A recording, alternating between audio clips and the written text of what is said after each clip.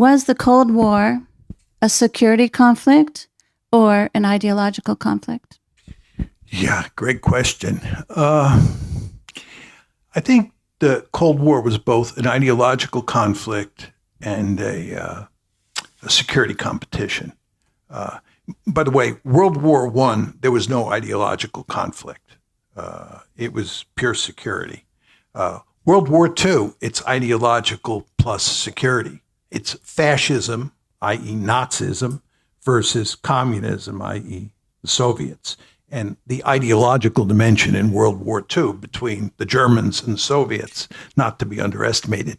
And even with regard to the British and the French and the Americans, where you had liberalism, right? And these two liberal countries had to jump in bed with a communist country to defeat this fascist country. So I think World War II, and then the Cold War, as you point out, Jennifer, is heavily laden with an ideological competition. As a realist, I believe that security competition always trumps ideological competition, because security competition is all about survival, and survival has to be your number one goal. And therefore, if you look at any of these competitions, this is even true with regard to Hitler. He was driven mainly by security concerns. He was a murderer of the first order, driven by this completely heinous ideology, no question about that, and that ideology infused his thinking, but he was ultimately driven by strategic concerns. And I think that was certainly true of Stalin as well. There are all sorts of articles and books on Stalin as the realist. It's very easy to make the case that Stalin was not driven that much by ideology, was driven more by security. Okay. That leads right into actually what I was going to ask next.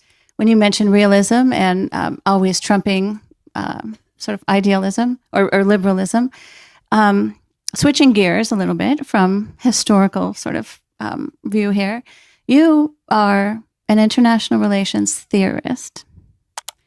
What does that mean? What are international relations theories? And how, if at all, do they inform policy? I believe that we are all theoretical human beings, that we need theories to navigate the world. I refer to us all as homo theoreticus. You know, in the business school and in the economics department, they talk about homo economicus. And in the psychology department, they talk about homo heuristicus. They're second-class citizens compared to homo theoreticus. I'm just joking. But my view is that the world is incredibly complicated. And to make sense of the world and to navigate through that world, you need theories in your head. You need simple theories to make sense of that world. And if you do international relations like I do, you have to have theories to help you think about the world. And there are a body of liberal theories. I'll tell you about one of them. And then there are a body of realist theories. And of course, I fit in that tribe. But the liberals, these liberal IR theorists, believe in one particular theory called democratic peace theory. Democratic peace theory. And the argument is not that democracies are more peaceful than non-democracies. That's not the argument. The argument is that democracies do not fight other democracies. Right. So if you can create a world that's filled with all democracies, it'll be a peaceful world because those democracies won't fight other democracies. But it's a very simple and elegant theory. And you need a simple and elegant theory like that to sort of make sense of the world. And, you know, if President Trump calls you up and he says, you know, I'm thinking about invading Iran, and he asks you what you think, you have to have a theory or two in your head that predicts what's going to happen when he invades Iran or doesn't invade Iran so that you can advise him. And that theory has to have an underlying logic to it, what I call a causal logic. And it has to be an empirically sound theory. And what does that mean? That means that there has to be a good deal of evidence in the historical record that your theory has explanatory power. You can't be making an argument or laying out a theory that's never worked before and has failed in a whole slew of cases. But again, there's just no way you can advise President Trump without a theory. There's no way you can navigate your way through life, forget IR, without theories in your head. As I often like to say to students, when it comes to raising children, you have to have theories in your head about how to deal with children. For example, when they misbehave, do you spank them? Do you give them a timeout? Do you ignore them? ...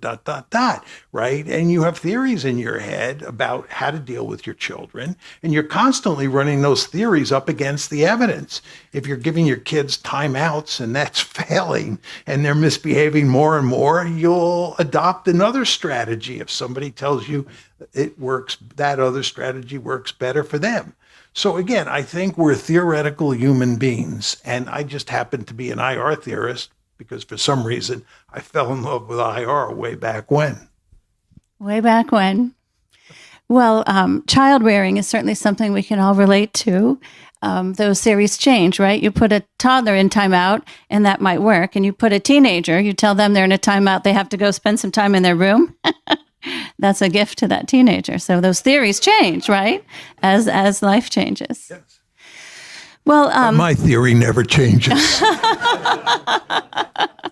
That's why I have a problem with AI. You know, I have a huge problem with AI fakes. I can't tell you how big the problem is. And David Sachs is a good friend of mine who's actually Trump's czar for AI and crypto. He says to me that I'm the ideal person for AI fakes because I say the same thing over and over to so many audiences that it's very easy for these AI models to pick up my views on particular subjects. In fact, one of my graduate students says that I'm going to die, and in 10 years after I die, there's going to be a big cataclysmic event in the world, and AI videos of me commenting on that event are going to appear. And I'm frightened to say I think that's probably true. I saw it was obviously a fake of you the other day because you were speaking Spanish. Yeah, I was telling Jennifer, not to get carried away here, but some woman journalist in Spain sent me a very nice email, and she says she's a journalist at this newspaper, but she's also the newspaper's fact checker. And she was fact checking something on me, and she discovered there were like 15 platforms, each of which had over 100 videos of me speaking Spanish. Now, I want to tell you, I speak about 4 words of Spanish. When I was in high school, when I went to West Point, I was a total failure with foreign languages. It's embarrassing how bad I am. And you can hear me speaking Spanish. And if you see the videos, Jennifer can attest to this. I look like I'm fluent. And by the way, I have the same problem in China, right? Where there are all these videos of me speaking Chinese. And there I don't even speak one word. Although you're among your people in China, you often say. Yeah, the Chinese are realists. I'm actually a real rock star in China. It's quite amazing.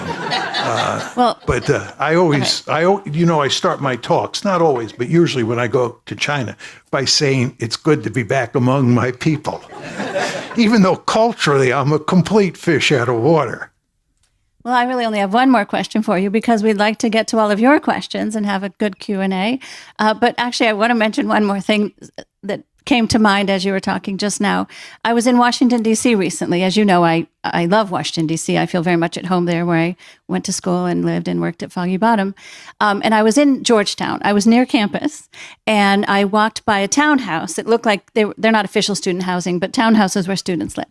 And in the window in front, right on, sort of O or P Street, there was a poster size enlarged photo of you. I'd say it was about 20 years ago. A younger photo, but it was the size of a poster. Someone clearly had found, I guess it's a meme of you online and printed it into a poster. And above your head, it said, "I studied Mearsheimer since before it was cool."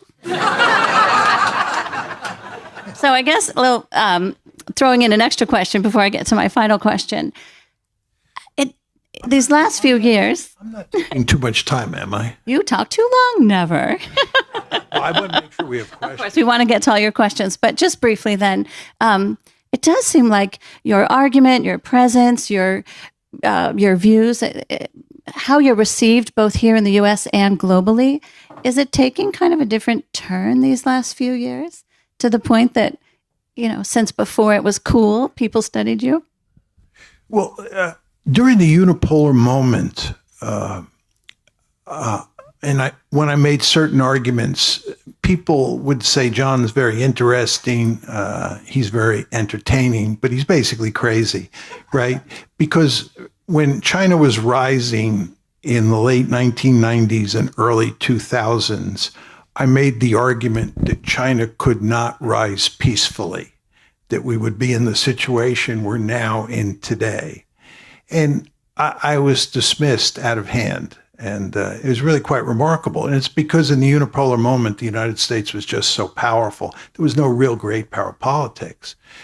And in terms of the business world, people in the business world had no interest in what I had to say because geopolitics didn't matter for business people all around the world. But around 2017, China becomes a great power, and Putin brings Russia back from the dead, and it becomes a great power. So roughly around 2017 up to the present, we move from unipolarity into multipolarity. And that means great power politics is back on the table. And you have the Ukraine war, you have the U.S.-China competition in East Asia, and of course you have what's going on in the Middle East now. And what this means for me is that people are deeply interested in what I have to say. And some of my predictions turn out to be right, regrettably. China did not rise peacefully, and everybody now understands that we got to work hard to make sure we don't have a shooting war, because we're definitely going to have a Cold War. But people are more interested in what I have to say because we're in a multipolar world. And then one other thing that's very different.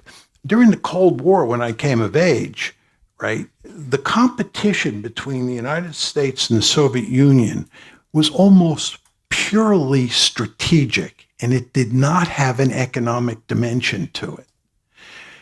The world that we're now in, involving China and the United States and Russia, Russia and China, it has an economic and military dimension to it. So people in the financial world, people who run hedge funds, want to talk to me because they don't know geopolitics. They don't know what to make of X, Y, and Z. And it's not that I'm a genius and am right about everything, but they just want to hear what my take is on particular issues so they can figure out for themselves where they should invest their money. So I actually find these days there are lots of people in the financial world who are very interested in talking to me, which was certainly not the case in unipolarity, and because there was not much economic intercourse with the Soviet Union, was not the case during the Cold War. So it's a very different world that we're in today. Just one other point on this. The Cold War was very simple. You had two guerrillas, right? They were eyeball to eyeball in places like Central Europe and places like East Asia. It's a very simple system. And countries around the world were basically either aligned with the Soviet Union or aligned with the United States. We knew what it looked like.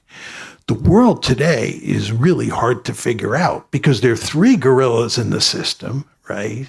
And then you have a lot of countries like India that are hard to pinpoint and are, free floaters of a sort and so forth and so on.